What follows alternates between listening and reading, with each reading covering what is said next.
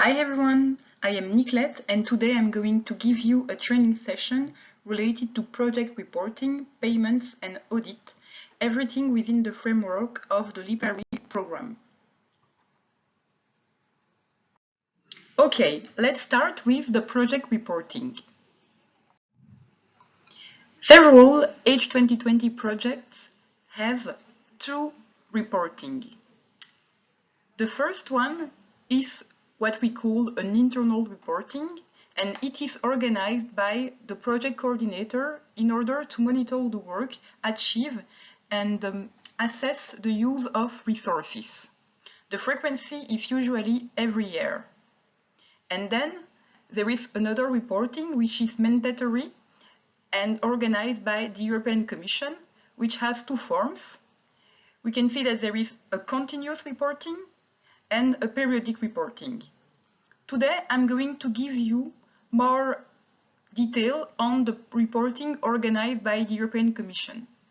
Please note that within LIPARI program, we would like to organize an internal reporting as well, and this will be given after this training session.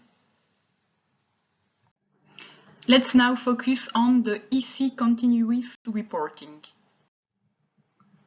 So, at the time of the project starts, there is a continuous reporting session which is open on the European Commission participant portal, in which you can submit deliverable, report on the milestone, follow up on the risk, and report on any publication, communication activities, and so on. These are in fact the main blocks to report on. And when the reporting for the European Commission is open, the periodic reporting, the coordinator needs to make sure that all the information from the EC continuous reporting are well updated.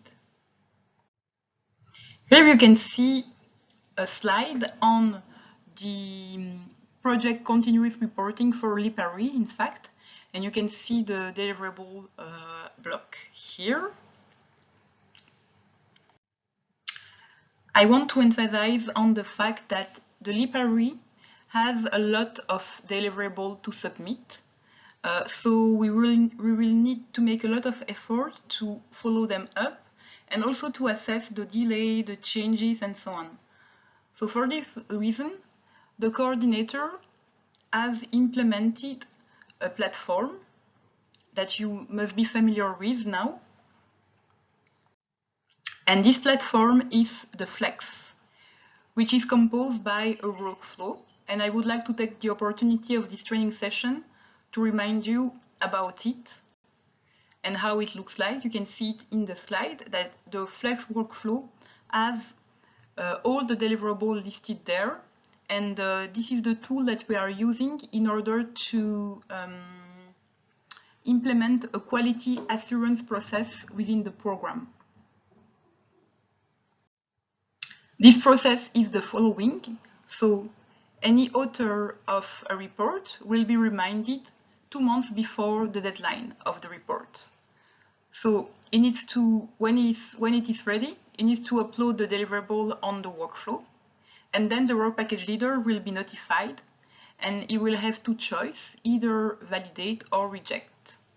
So if it is validate, it is automatically sent to the coordinator, who will also have the two same choices, so validation or rejection. And when it is validated by the project coordinator, the program management office check its quality and add 2 quality pages which show this process of validation. And at the end, the report is then submitted to the European Commission. Okay, so now I'm going to present you the EC periodic reporting. So this reporting for the LIPARI program is the following. So you can see in this slide how it is spread along the project duration.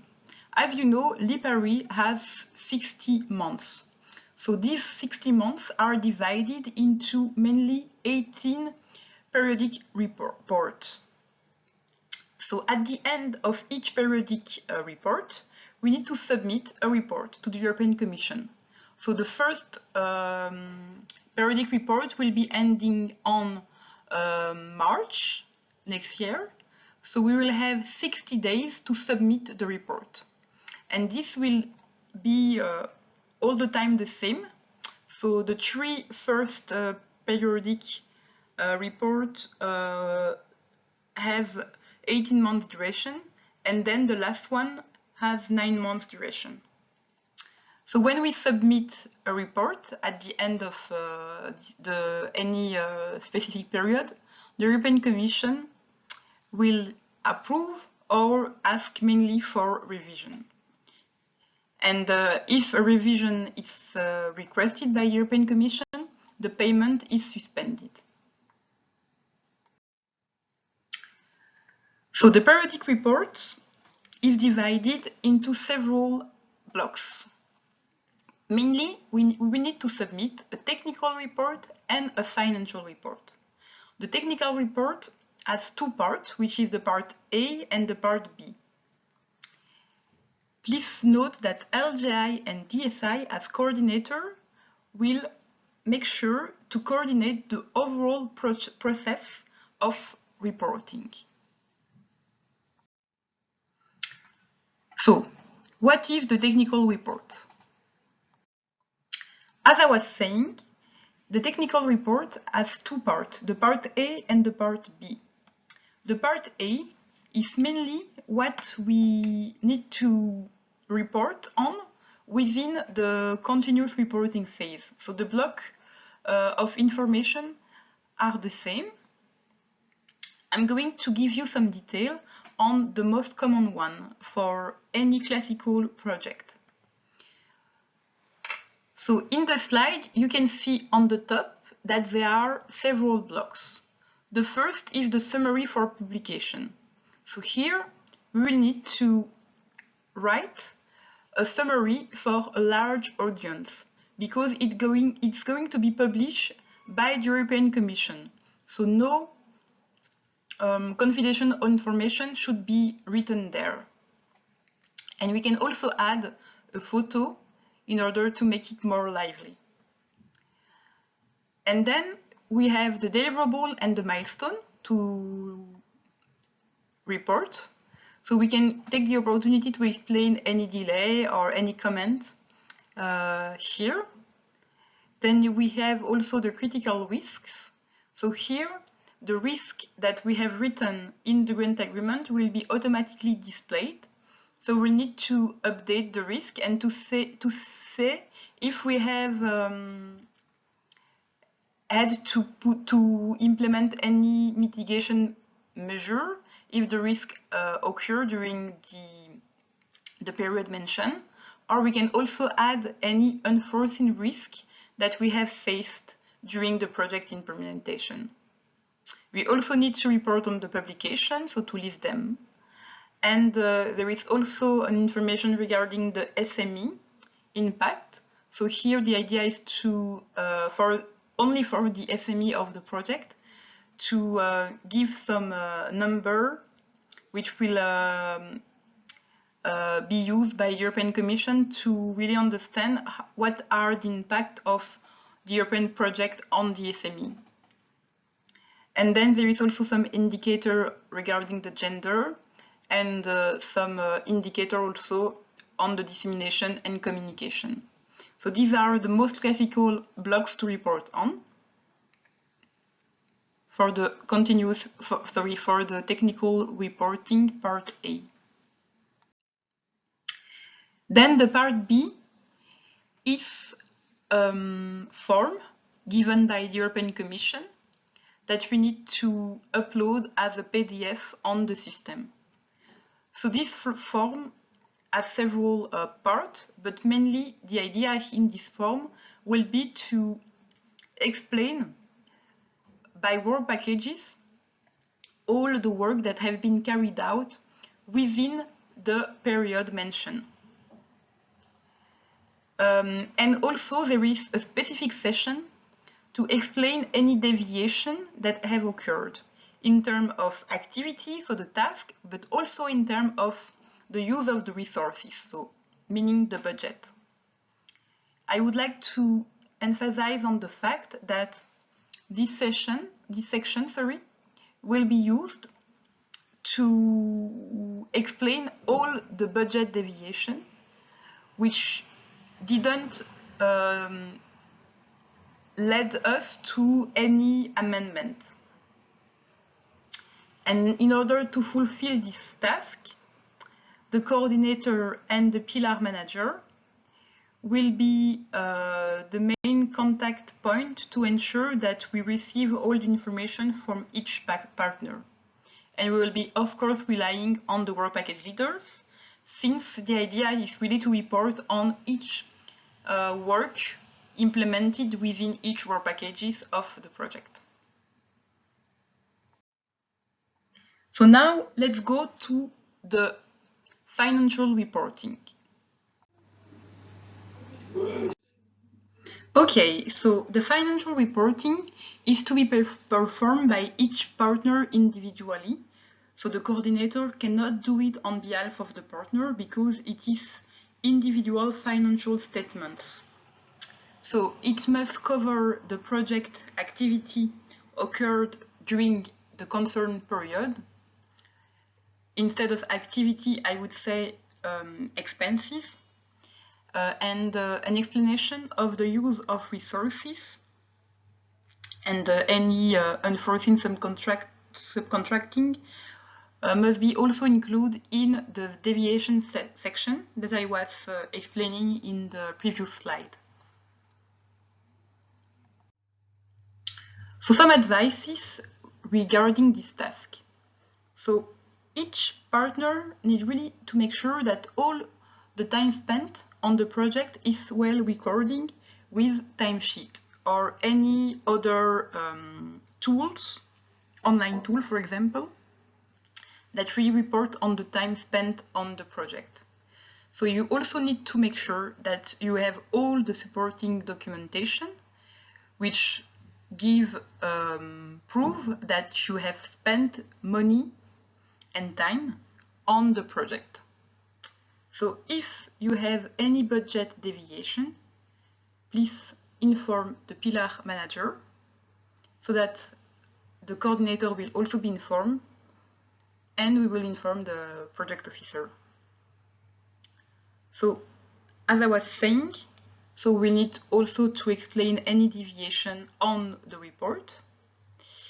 And while you will be reporting on your costs, you need to make sure that you claim costs that are linked to the project and not declare the budget or the estimated expenses. You need to declare what really occurs, so the reality, with the supporting document that can be asked by the European Commission or an auditor. But this will be explained in the audit section of the training.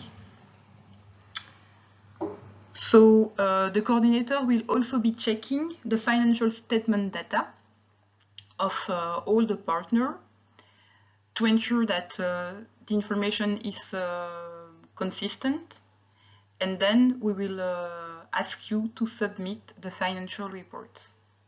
So this is mainly how we will do. And now I'm going to explain you how the financial reporting session is organized and what kind of information will be requested from you. So first of all, in order to report on your expenses, you will need to go to the participant portal. So normally you should have already followed the training session on the portal. So you should be very familiar with it now. But here in this slide, you will be able to see how to go there. So mainly you will need to click on My Project, select the library program on your project list, select Manage Project, and then when the reporting period will be open, you will be able to select it. Otherwise, it is not open and you cannot see it. So when it is open, you will see that the financial statement of your organization, here it is LGI, is ready to be complete. So you will just need to click on financial statement next to your organization name. And then you will be redirected to this portal in which you will see all the cost categories. And you will need to put the total amount used to each cost category. Some cost category have a specific action, which is the hair, in which you need to click on to give more detail. I'm going to present you each cost category and what kind of information is requested. So first of all, you will need to report on the personal cost. There is an action on the personal cost, so when you will have written the total amount spent, you will also need to click on the action in order to open the person month and the associated work package. For the other direct cost category, you will also need to put the total amount spent during the concerned period, and if the total of your other direct cost exceeds 15% of the personal cost, the system will ask you to provide more information in the other direct cost. So when you will click on the R action, several additional information will be listed for you to complete. Then regarding the direct cost of subcontracting and providing financial support to third parties category, when you click on the total, you have the window that you can see here in the slide, which is open, and you will need to press on Add Detail. You will need then to add the detail and the description of those costs. When you finalize the completion of the financial statement, you need to click on Validate. And you will see that the system will release a validation report. And if there is something which is missing, you will have validation error. And this will prevent you from submitting your financial statement. So you will need to go back and to make sure that you provide all the necessary information. So here you can see a validation report which has several errors. And so this partner needs to redo its financial statement.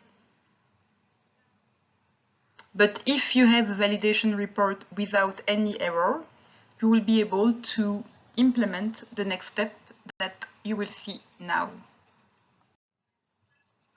Okay, so when your validation report is 100% okay, you can save the financial statement, validate, and click on the log for review that you can see here in my slide. This action can take some minutes, so please wait. Okay, so when your validation report is okay, so without any error, your log for review action will be performed. And then your project financial signatory will be notified, and he or she will have the option to sign and submit the financial statements. Please bear in mind that only your project financial signatories can perform this action, sign and submit. So you need to make sure that you have appointed a project financial signatory within the portal. At this stage, your actions regarding the financial statement is completed. Now, the coordinator, so LGI and DSI, will need to include each financial statements that have been signed and submitted, they need to include them and submit it to the European Commission.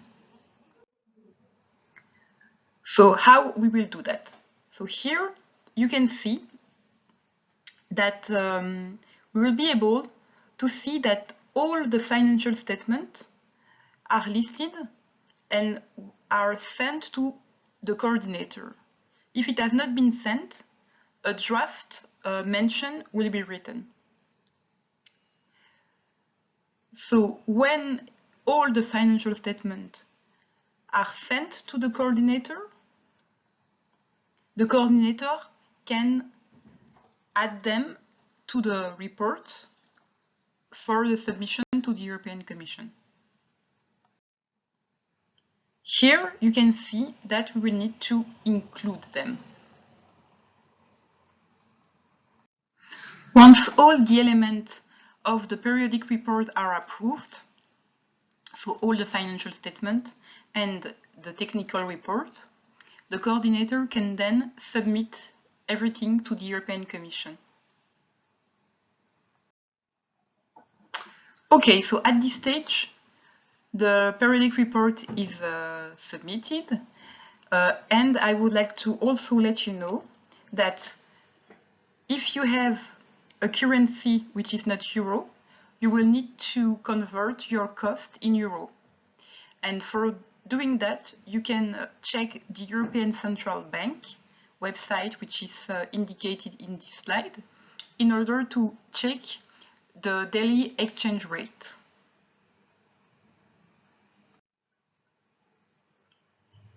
If we have a delay, the European Commission will send us a reminder. And we also have the risk to have the grant agreement terminated if the delay is really long and if we haven't communicated it to the European project officer. So we really need to avoid delay. Also, in case of delay, the coordinator may choose to delay the submission of the report, but he needs to inform the European Commission. But it can also submit the whole report without including the financial statement of a partner which is in delay. And then, if this option is chosen, the partner cost will be considered as zero for the reporting period mentioned, and you will need to declare all its cost in the next reporting period. So now let's move on to the payment and audits.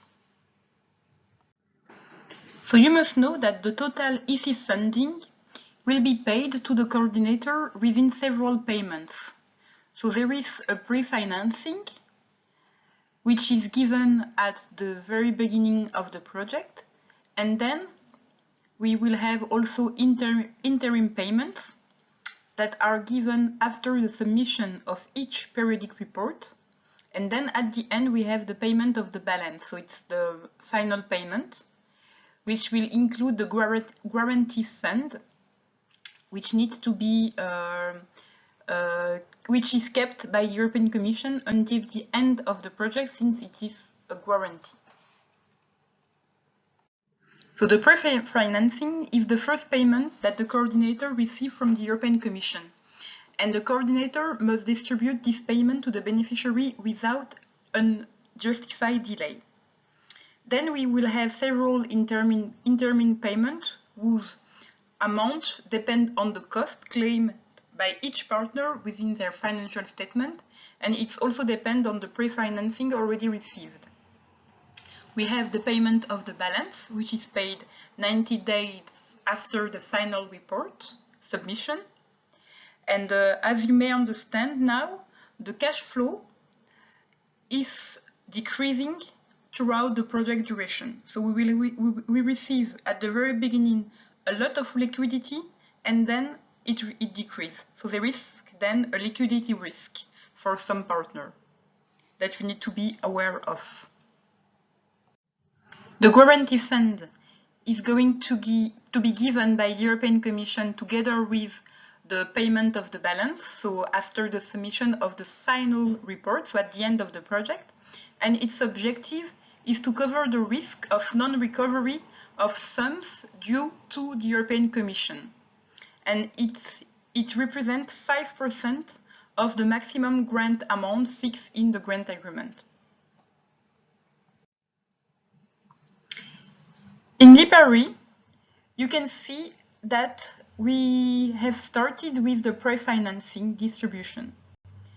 This was done by the coordinator.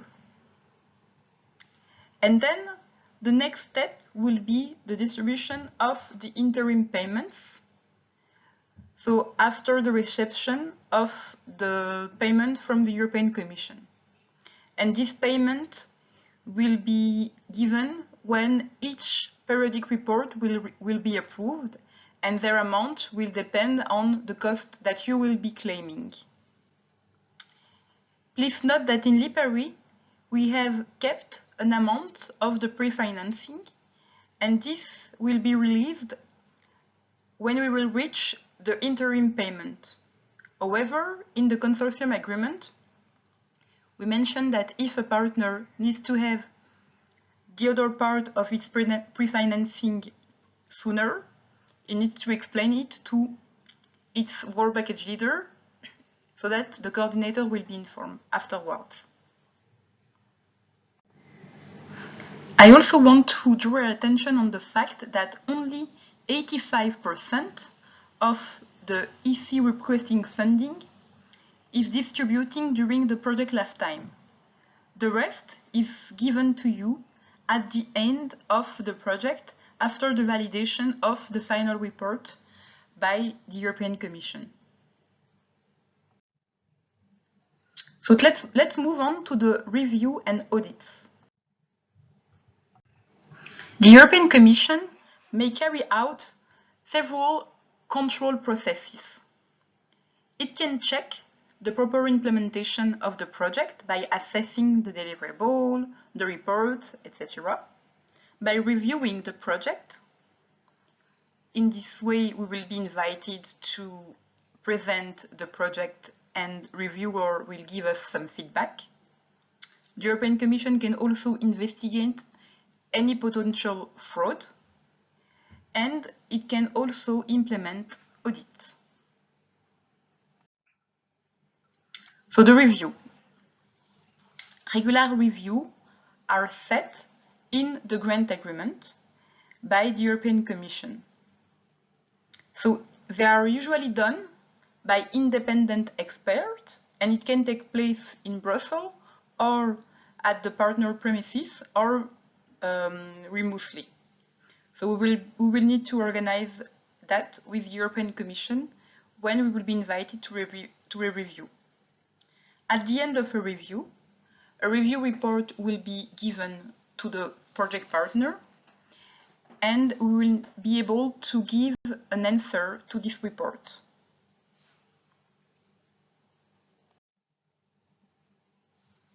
Usually, the review meeting agenda is the following. So the coordinator gives an overview of the goal of the project and the progress, and the work package leader presents the status and the result of their work package.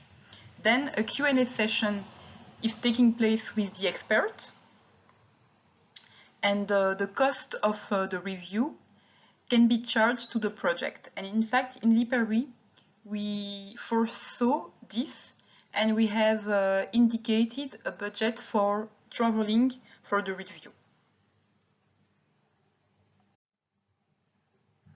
The audit is done by the European Commission or a cabinet contracted by the European Commission. After an audit, a report will be provided, and we will have 30 days to provide any observation, feedback to the report. If some costs are found to be ineligible, the partner concerned needs to recover this cost. So it is important to really follow the rule of the management for the fund. So in this regard, you need to keep all the original supporting documentation 5 years after the end of the project. So please keep the original, all the documentation related to the travel, to everything that you have spent during the project. The idea is really to respect all the rules in order to make sure that the expenses are eligible.